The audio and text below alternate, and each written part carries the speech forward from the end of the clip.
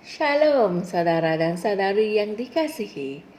Adakah kalian semua bersedia untuk mendengar firman Tuhan hari ini? Yang pastinya saya sudah bersedia dan berasa teruja untuk berkongsikan mesej ini dengan kalian. Haleluya.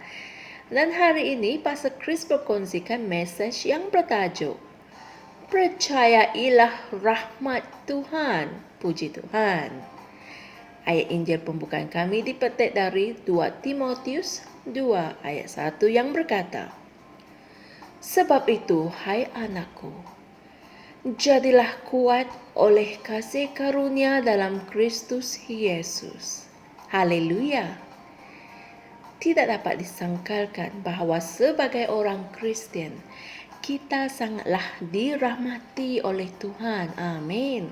Dia mencurahkan rahmatnya kepada kita dalam kelimpahan. Amin. Oleh itu, satu persoalan penting yang harus ditanyakan adalah sejauh mana kita dapat pergi dengan rahmat ini? Berapa banyak lagi yang dapat kita lakukan dengan rahmat ini? Ayat Injil pembukaan kami menasihati kita untuk menjadi kuat oleh kasih karunia, yaitu rahmat dalam Kristus Yesus.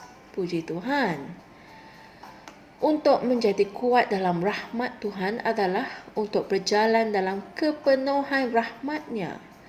Dalam Kisah Para Rasul 3, Alkitab memberikan kita satu contoh yang sempurna tentang bagaimana kita boleh menggunakan rahmat Tuhan dan membuahkan hasil yang luar biasa. Haleluya. Petrus dan Yohanes sedang berjalan pergi ke rumah Tuhan untuk berdoa. Dan mereka menemui seorang lelaki yang lumpuh sejak dari lahir. Alkitab mengatakan bahawa pengemis itu ketika dia melihat Petrus dan Yohanes hendak masuk ke rumah Tuhan, dia meminta sedekah. Seperti yang tertulis dalam Kisah Para Rasul 3 ayat 3. Petrus tahu bahawa ia merupakan satu peluang untuk mengerjakan rahmat Tuhan. Jadi dia berkata kepada lelaki itu, "Perak dan emas tidak ada padaku, tetapi apa yang ada aku miliki, itulah yang aku berikan kepadamu.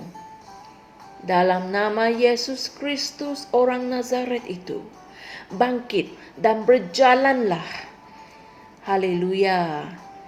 Hal ini ditulis dalam Kisah Para Rasul 3 ayat 6. Tetapi lelaki itu tidak bangun.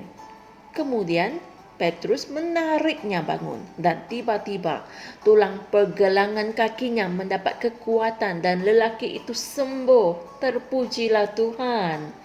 Dia telah membuat permintaan atas rahmat Tuhan dan ia berhasil. Haleluya. Inilah apa yang kamu harus lakukan dalam hidupmu. Terokailah rahmat Tuhan dalam urusan seharianmu.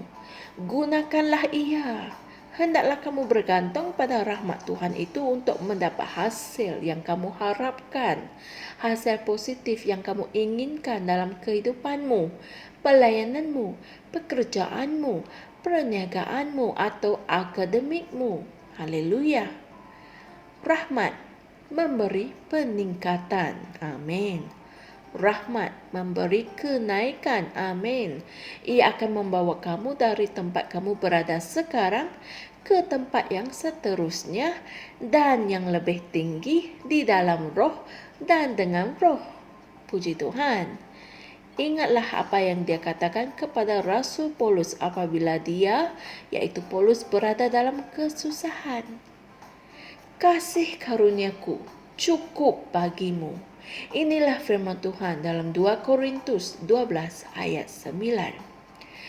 Dalam arti kata lain, itulah yang kamu perlukan.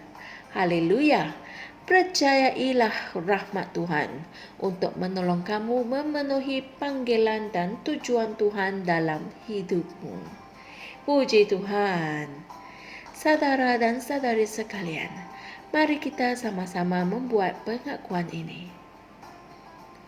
Rahmat Tuhan yang membawa anugerah yang berkelimpahan, kemakmuran kesihatan, serta peningkatan dan pembebasan yang luar biasa itu bekerja dalam diriku hari ini dengan begitu kuat.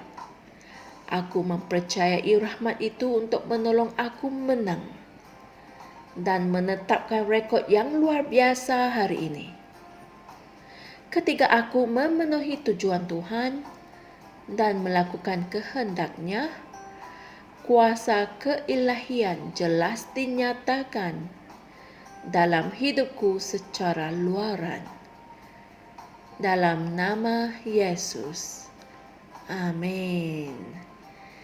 Untuk mendalami topik mesej kita pada hari ini, renungkan juga ayat-ayat berikut, yaitu Yohanes 1 ayat 16, kitab terjemahan di Amplified Classic, dan 2 Korintus 6 ayat 1.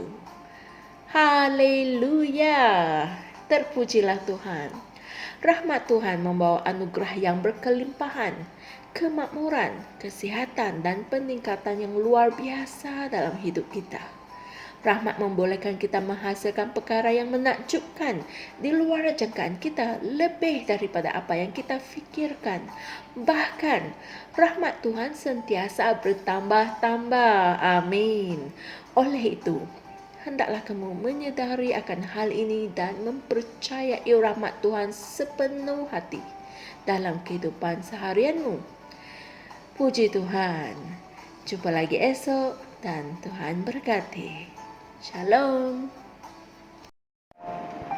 Kami percaya saudara-saudari semua telah diberkati dengan perkongsian firman dari Rhapsody Reality. Bagi sesiapa yang ingin menjadikan Yesus Kristus sebagai Tuhan dalam kehidupanmu, kamu boleh mengucapkan doa ini bersama dengan saya. Ya Tuhan Allah, aku mempercayai Yesus Kristus, Anak Allah yang hidup dengan sepenuh hatiku. Aku percaya Dia telah mati untukku dan Allah telah membangkitkan Dia dari kematian. Aku percaya Dia hidup hari ini.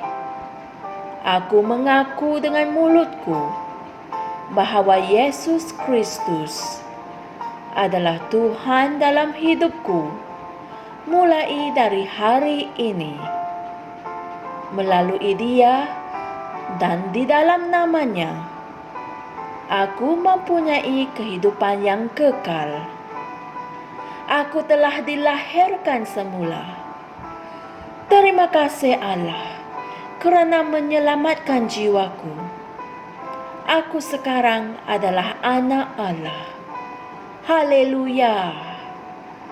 Tahniah, sekarang kamu telah menjadi anak Allah.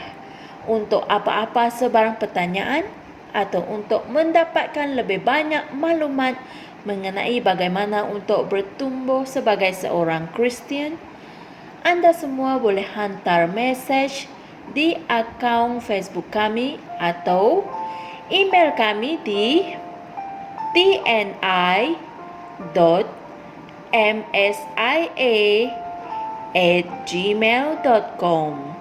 Sekali lagi, tni.msia@gmail.com. Tuhan berkati Anda semua.